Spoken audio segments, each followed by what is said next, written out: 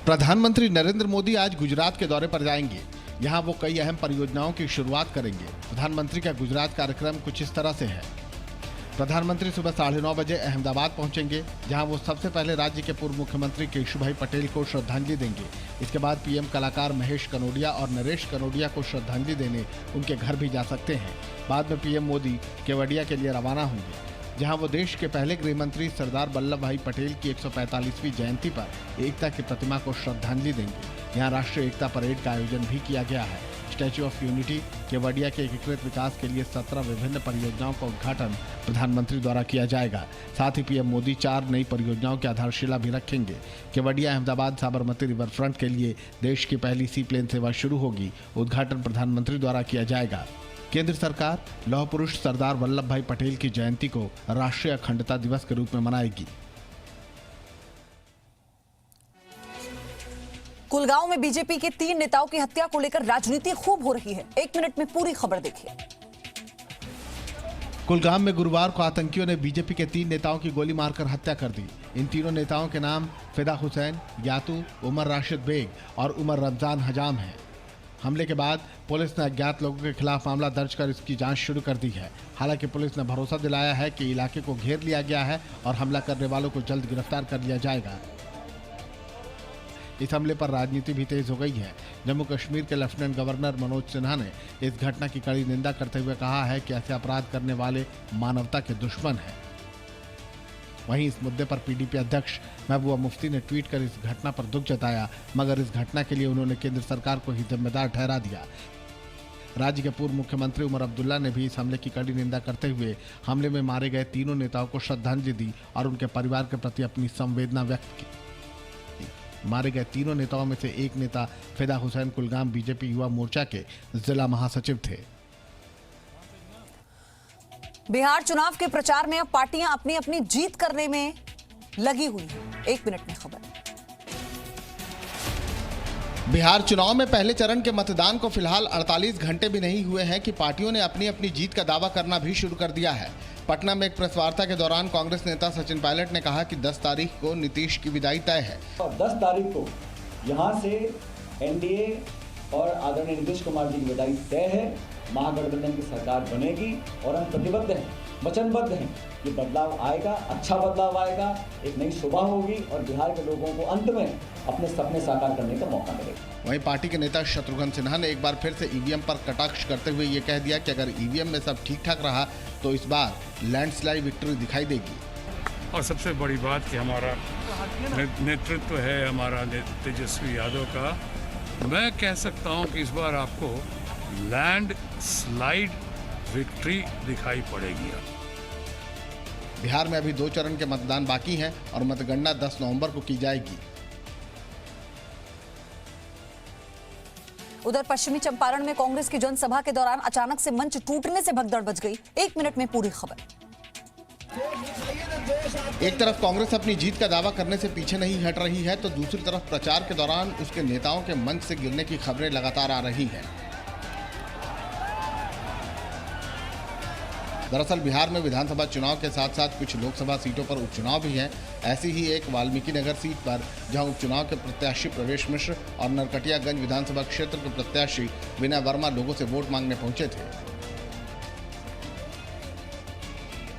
भीड़ इतनी बढ़ गई कि मंच भरभरा कर गिर पड़ा। मंच के गिरने के दौरान उस पर मशहूर शायर और कांग्रेस नेता इमरान प्रतापगढ़ी और अखिलेश सिंह भी मौजूद थे।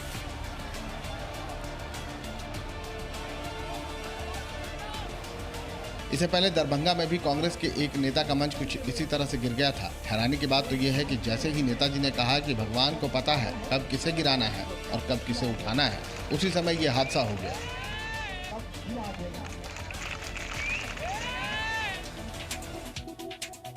मुंगेर में मूर्ति विसर्जन को लेकर हुए विवाद के बाद स्थानीय और एसपी और डीएम की बदली कर दी गई है। 1 मिनट में रिपोर्ट। बिहार के मुंगेर में मूर्ति विसर्जन के दौरान गोली चलने के मामले में स्थानीय एसपी और डीएम दोनों का ही तबादला कर दिया गया है। पटना में एक प्रेस वार्ता के दौरान चुनाव आयोग ने ये जानकारी दी। साथ ही चुनाव आयोग ने यह भी बताया कि मगध के डिविजनल कमिश्नर असंगबा चुबा को अब जिम्मेदारी सौंपी गई है। इससे पहले गुरुवार को इस घटना के विरोध में एसपी कार्यालय के बाहर लोगों ने तोड़फोड़ की और बाहर खड़ी गाड़ियों में आग भी लगा दी।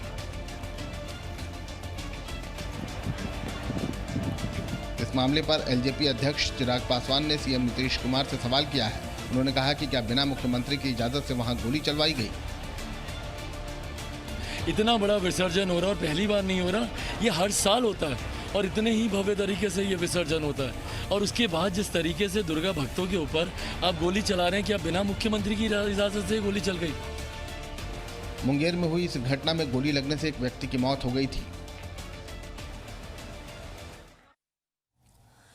उत्तर प्रदेश में होने वाले राज्यसभा चुनावों से पहले बसपा सुप्रीमो मायावती ने कहा कि सपा भरोसे के लायक नहीं है। 1 मिनट में पूरी रिपोर्ट देखिए।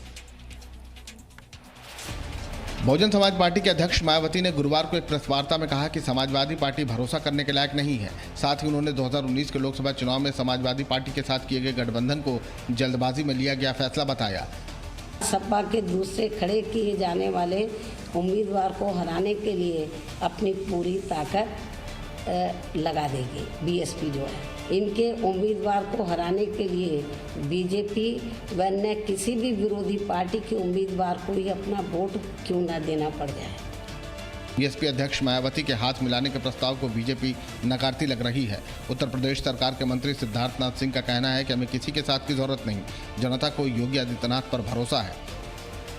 भारतीय जनता पार्टी अपने अंदर में सक्षम है, मजबूती से खड़ी है। आपकी आवश्यकता नहीं है, जनता हमारे साथ खड़ी हुई है। इस दौरान मायावती ने पार्टी के 7 बागी विधायकों को निलंबित भी कर दिया। 7 विधायकों को पार्टी विरोधी गतिविधियों के कारण बाहर किया गया है।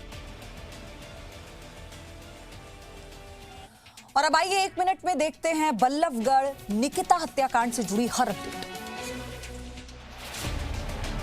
फरीदाबाद में निकिता हत्याकांड के आरोपी तौसीफ और उसके साथी अजरू को पुलिस ने गुरुवार को कोर्ट में पेश किया, जहां से दोनों को 14 दिन की न्यायिक हिरासत में भेज दिया गया है। इस मामले में तीसरे आरोपी रेहान को पुलिस आज कोर्ट में पेश करेगी।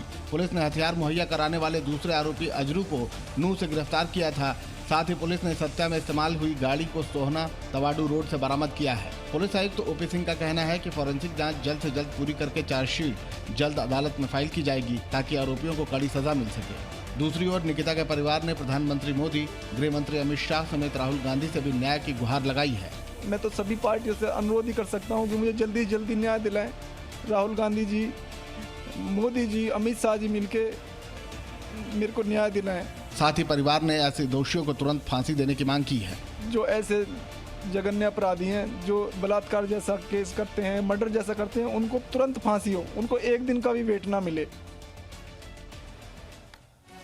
फरीदाबाद की घटना पर साध्वी प्राची ने अपनी प्रतिक्रिया दी है, आपको दिखाते हैं 60 सेकंड्स में। साध्वी प्राची ने फरीदाबाद की घटना पर अपनी प्रतिक्रिया देते हुए ये मांग की है कि सरकार बेटियों की रक्षा के लिए हिंदू परिवारों को मुफ्त में हथियार का लाइसेंस जारी करे। लड़कियों के साथ में ये तो जबरदस्ती की जा रही है धर्म परिवर्तन कराने के लिए, नहीं तो उनको गोलियों से मारा जा रहा है। तो उनकी सुरक्षा के लिए सरकार उन्हें लाइसेंस दे। साध्वी प्राची ने सरकार से सवाल किया कि अगर वो हिंदुओं का वोट लेती है तो हिंदुओं की बेटी की रक्षा क्यों नहीं करेगी। मैं सरकार से मांग करती हूँ क्योंकि सरकार हिंदुओं के वोट लेती है तो हिंदुओं की बेटियों की रक्षा क्यों नहीं करेगी, मेरा सवाल। दूसरी बात, हिंदुओं को लाइसेंस फ्री दिया जाए, मेरी ये मांग है और हर हिंदू को मांग करनी चाहिए। साध्वी प्राची ने कहा कि चाहे वो यूपी की सरकार हो या फिर केंद्र की सरकार, हिंदुओं के वोट बैंक से बनी है। उन्होंने कहा कि जब हर हिंदू के घर पर लाइसेंस होगा तो लव जिहादी डरेगा। दरअसल साध्वी प्राची अपने निजी काम से मुजफ्फरनगर आई थी, जहां मीडिया से बातचीत के दौरान उन्होंने ये बात की।